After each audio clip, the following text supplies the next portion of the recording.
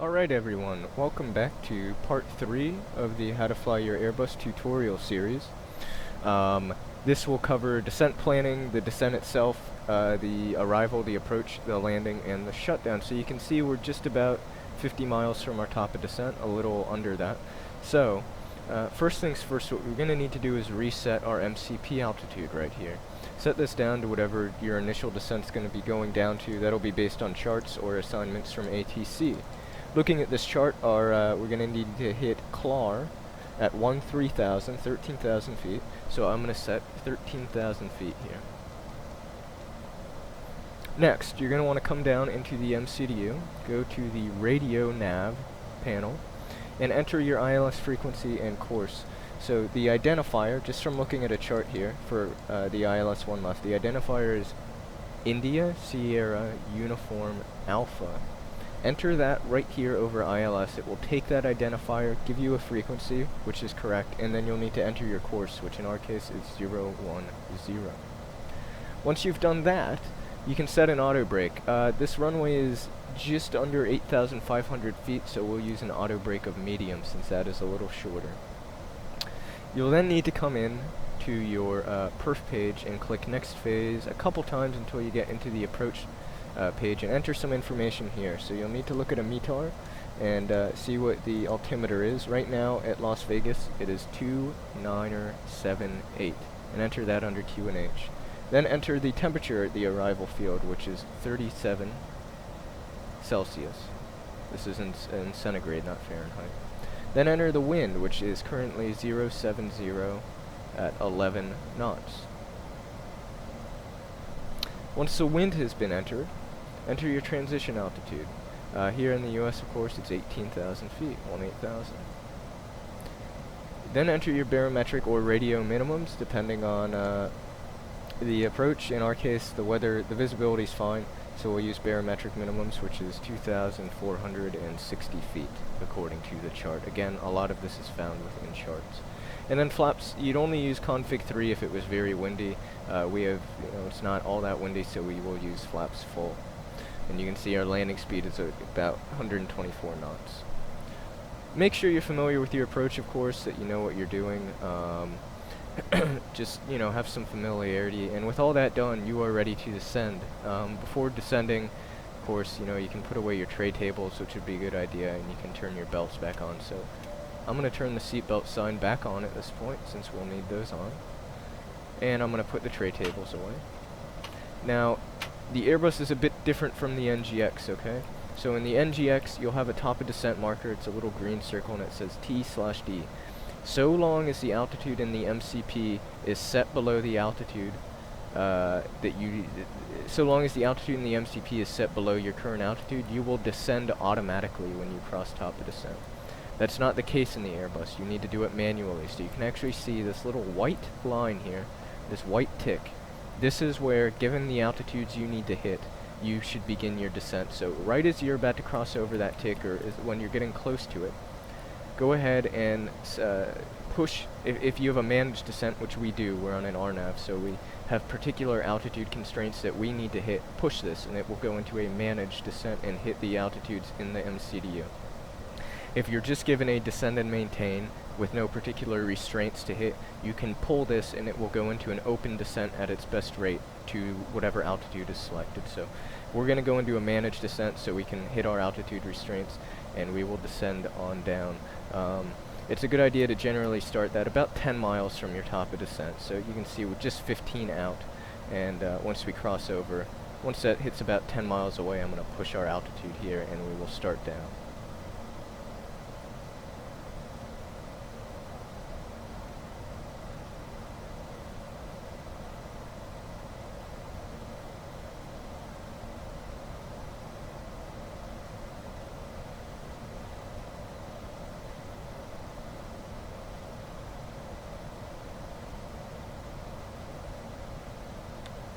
That top of descent marker's creeping in closer and closer.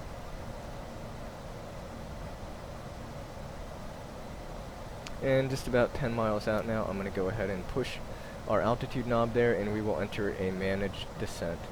And if I open that, or if I pulled that rather, if I pulled that back instead of pushing it, so if I right-clicked instead of left-clicking, it would go into an open descent.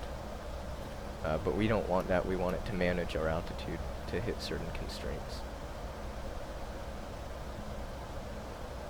And what that'll do is you'll just descend at 1,000 feet per minute, as you can see here, until your original descent path catches back up to you, and then you'll follow it down.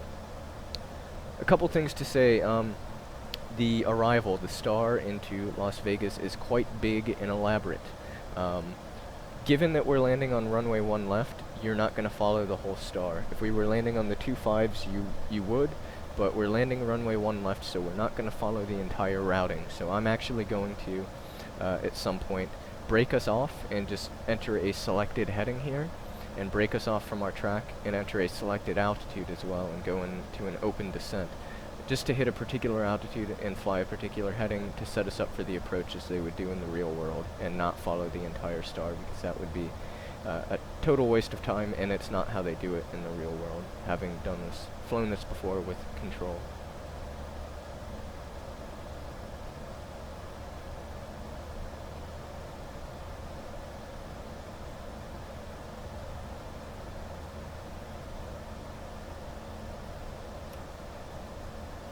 You can just adjust your range knob here and adjust the range, how much you can see on the ND.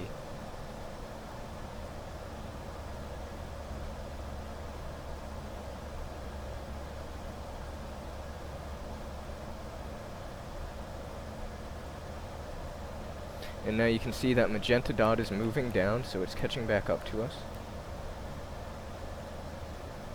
Slowly creeping down. And as that begins to track down, we're now going to follow it down. You can see the plane's actually achieving a quite significant rate of descent here, nearly 4,000 feet per minute, which seems a bit high, but again, this is all entered in the MCDU, so we will let it figure itself out, which it seems to be. If your speed was to get a little bit high, or if you were to get above your descent profile, you could just use a little bit of speed brake to help your speed and rate of descent. That's not going to be necessary though. You can see actually there's a range here. This is the speed they want you to be at, but they give you a range in which you can kind of deviate. As long as you don't fall outside that range, don't worry about it.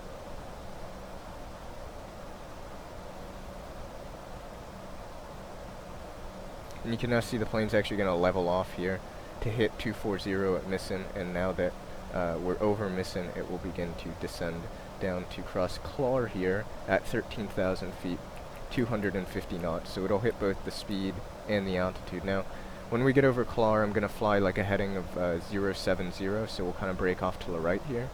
And then I'm going to vector us in onto the approach. You can't really see it, but runway 1 left is just tucked up there behind all those fixes on the arrival.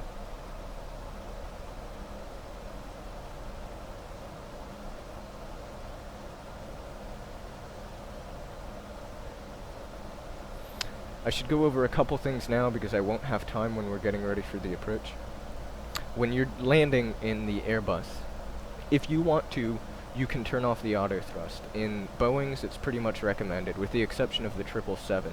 It's recommended that you take out the auto throttle in the Boeings because they want you to handle that manually.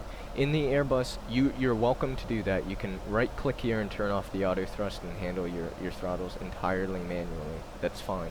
However, as standard procedure, generally you don't do that. You let the auto thrust manage itself, and then right when you're over the getting ready to land at about 10 to 20 feet above the ground, you will hear a call out from the aircraft saying, retard, retard, retard. That means they want you to retard the throttles to idle. So even if your auto thrust is in, you can leave it in until about 10-20 feet above the ground when the plane gives you the retard call out.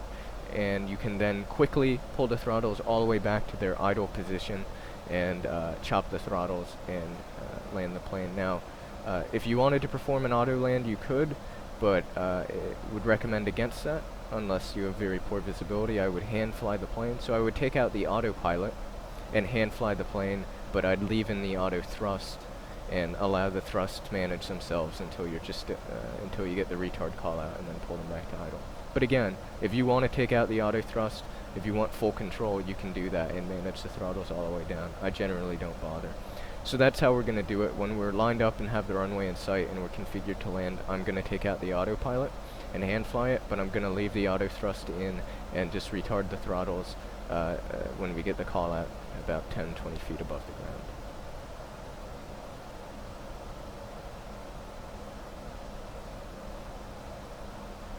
And you know what I just noticed? Wow, I wasn't very smart. I entirely forgot to disarm my ground spoilers from earlier. You could see there on the ECAM it said ground spoilers armed. That was from when we departed, so that was entirely my mistake. I should have disarmed those after we departed. You do that after you bring your flaps up, so total brain fart on my end. My bad, guys. It's not what you want to see in a tutorial, but yeah. So you could see after we departed, we brought the flaps up. The auto brake automatically turned itself off. We turned our lights off up here, as we should have. We brought the gear up, of course. And then I should have disarmed the spoilers, which I totally forgot to do, so my bad. Just now passing through 18,000 feet, we'll reset our altimeter to the local setting, which is 2978, so you'll push that in and then set 2978, and you can do the same on the standby altimeter. Well, you'd set that given the transition altitude wherever you're flying.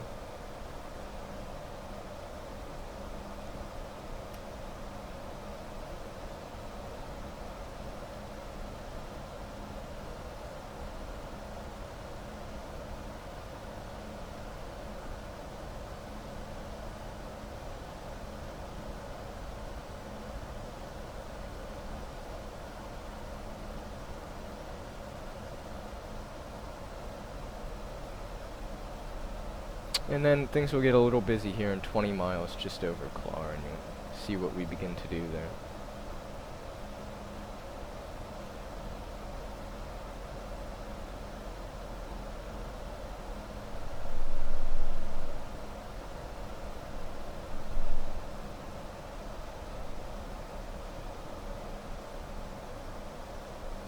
At about 10,000 feet, you'll obviously want to get on your landing lights, and you can turn on the landing system as well.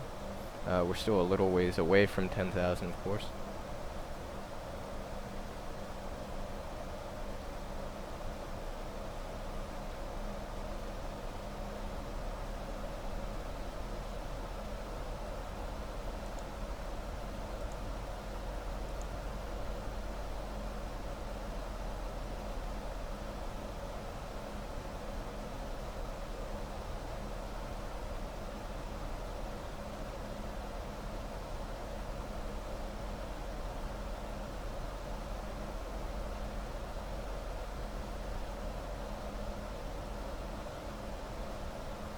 Yeah, it's just a lot of desert here.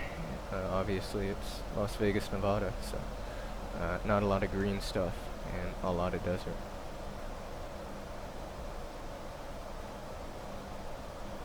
So you can see here we're just 10 miles from Clar, about to descend through 14,000 feet, and then the plane will level off at 13,000 and reduce speed to hit the 250 knot speed restriction.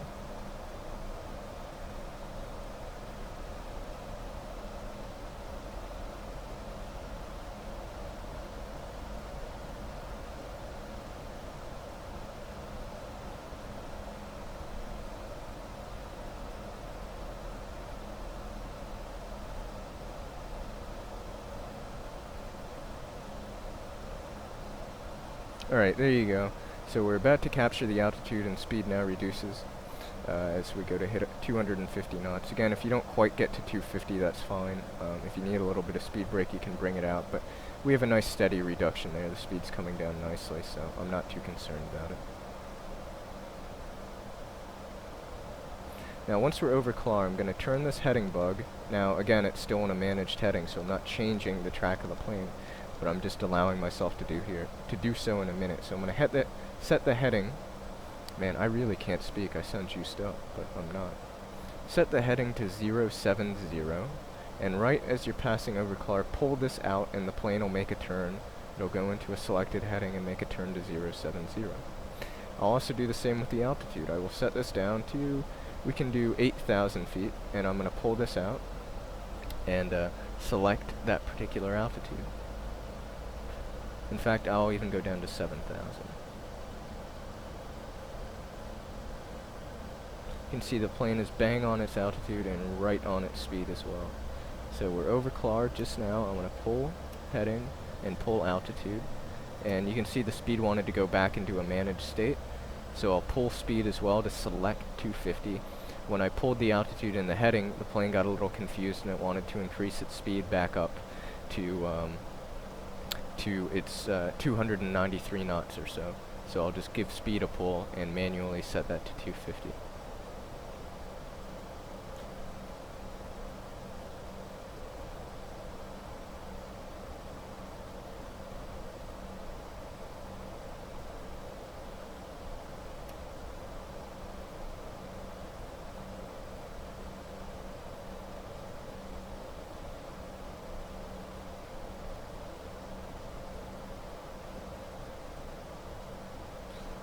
Slowly begin to creep our speed down a little bit. As you can actually see, there's an extended fix off the ILS. If you can see CODNO down there, that's an extended fix off the ILS, so we're going to be turning inbound towards that shortly.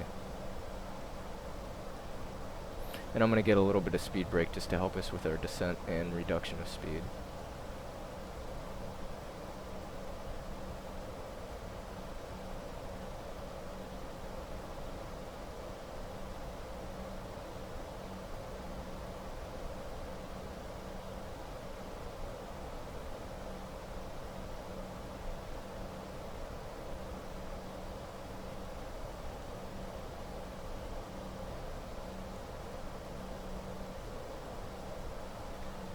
Coming up on 10,000 feet here, we're just at 10,500.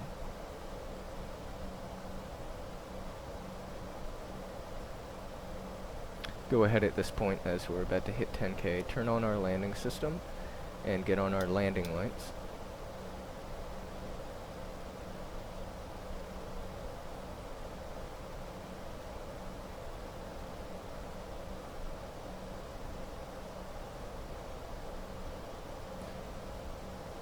And I'll start to make us a turn here to intercept the localizer. So, turn ourselves to a heading of 030, because the inbound course is 010, so this gives us a 20-degree intercept course, which is perfect. And we can come off this speed brake all the way at this point, since we don't want to get too low too early. And we can just take a selected vertical speed, in fact, and just descend at about 800 feet per minute should do as well. Now that we've aligned on a good course to intercept, you can hit approach, which will arm both the localizer and the glide slope, so when the localizer is ready to be captured, you'll capture the localizer. And I'll reduce our speed down to 210 knots at this point.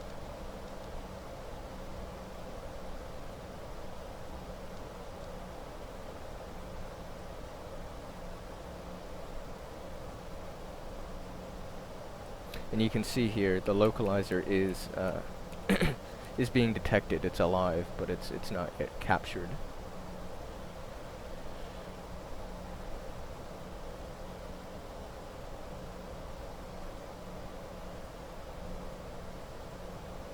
And we'll pull out a bit more speed brake just to help us slow down. As you can see, the speed's having a little bit of trouble coming down here. And now our glide slope is alive. You can see the glide slope there. Now if you keep your speed brake out for too long and it needs to increase thrust in order to hold a speed, you'll get that master caution there, which will say speed brake out. At that point you just want to slide your speed brake away, which is what I did. Alright, below 230 knots we can take flaps 1, so speed checked flaps 1. And here comes the localizer. The localizer is captured.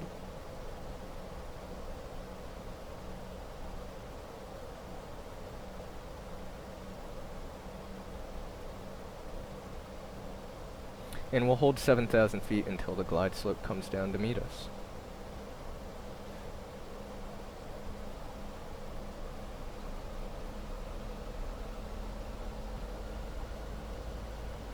At this point we can reduce our speed down to 180 knots.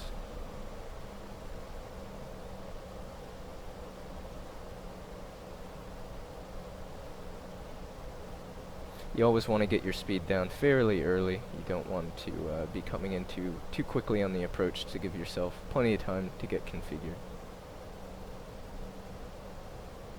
We're under 200 knots, so we can take flaps 2. Speed checked, flaps 2.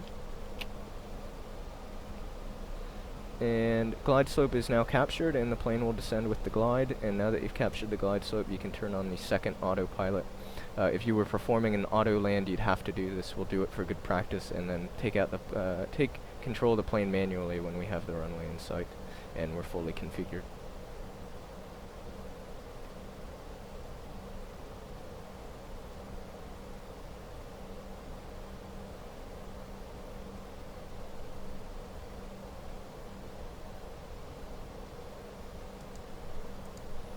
When we're about 10 miles from the field, we'll drop our gear and arm our spoilers.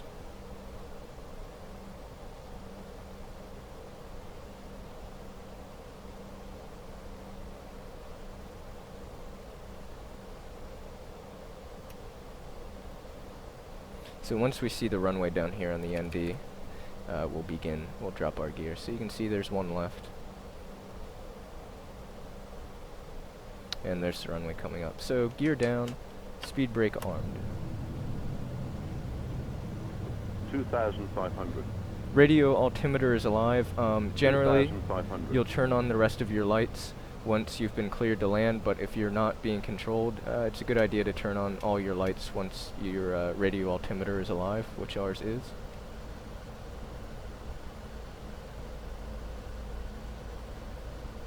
And come down here, make sure that you're in approach phase, which we are not yet. So activate approach phase, give that 2 clicks, and we're now, when we push our speed here, it will automatically reduce us down to our final approach speed and then compensate for the wind.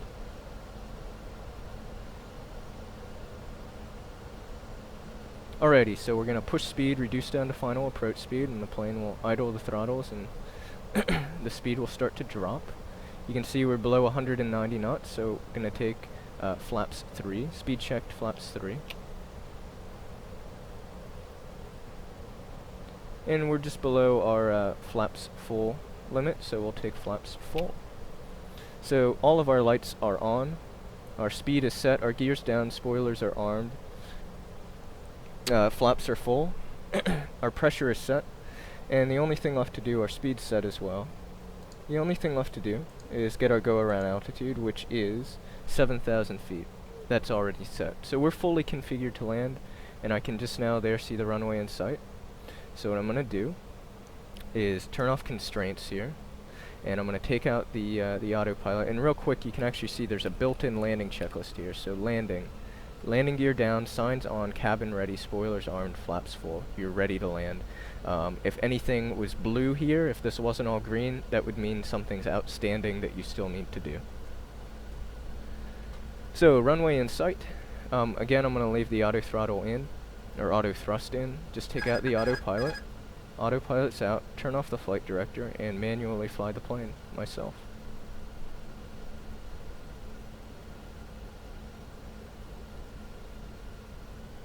You want to make very gentle, subtle adjustments here. 1,000. See, we're actually picking up a tailwind, so this will be an interesting landing, to say the least. I was expecting more of a crosswind, and hopefully that will still begin to shift to a crosswind, but it's, okay, now it's beginning to shift to a crosswind. So we're going to have some crab there off to the right. Because of that crosswind, so we'll need to turn the nose to the right, and then we'll use the rudder to compensate once we're on the ground. 500.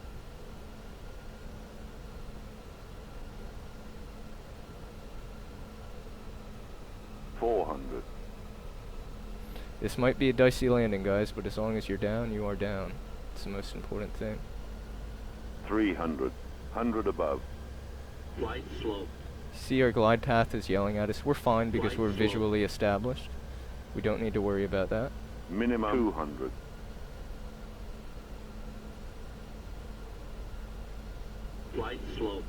Again, don't worry about that. We're visual Flight with the slow. runway. 100, Flight slow. 70, 60, Flight slow. 50, 40, 30, Flight slow. 20, retard, 10, 5, And we're down. Kick that left rudder to compensate for the crosswind, and bring out your reverse thrust. The auto brake will do its thing. There's 80 knots. You can stow your reversers at this point. And begin manually braking. And we'll just roll out and exit off to the right here.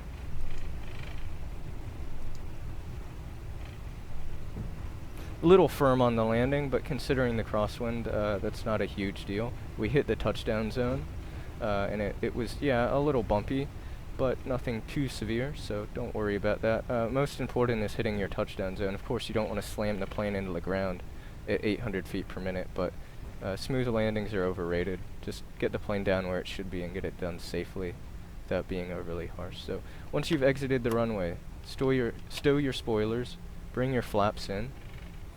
You can get rid of your runway turnoffs, you can get rid of your landing lights and your strobe, and you can set your your nose gear light to taxi from takeoff.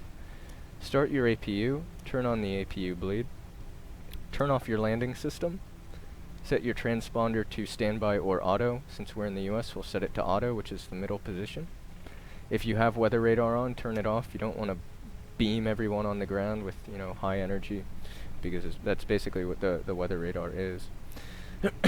And once you've done that, once you've got your lights off and all that, you know, speed brakes, spoilers are put away, your flaps are put away, so on and so forth, you've started your APU. You can stop your clock over here. You can see it was a 43-minute flight, and you're ready to taxi in and clean up the plane.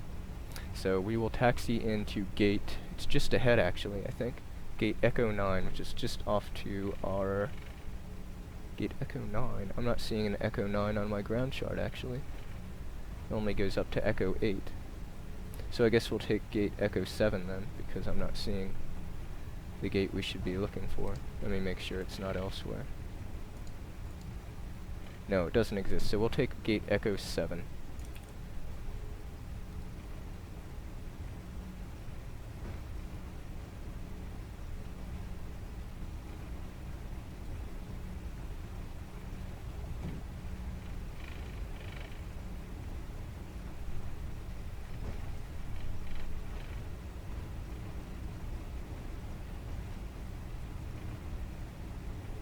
So you guys got to see how to cope with the crosswind landing there. It's not easy, and quite frankly, I'm surprised I did as well as I did. Generally, my crosswind landings are really horrible, but that one turned out better than I was expecting, so I'll take it for sure.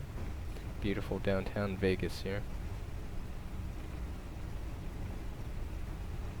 Looks really, really, really nice.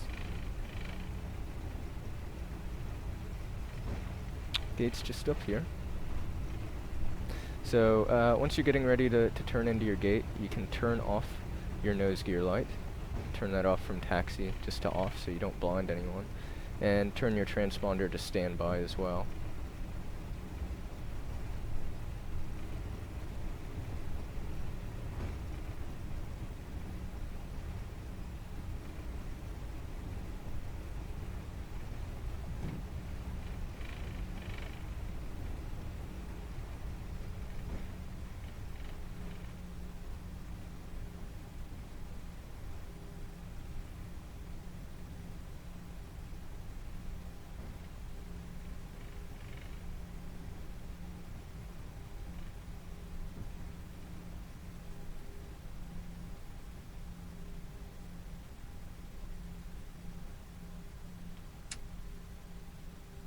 Set your parking brake first and foremost. Assuming you've started your APU, which we have, you can just straight away turn off the engines.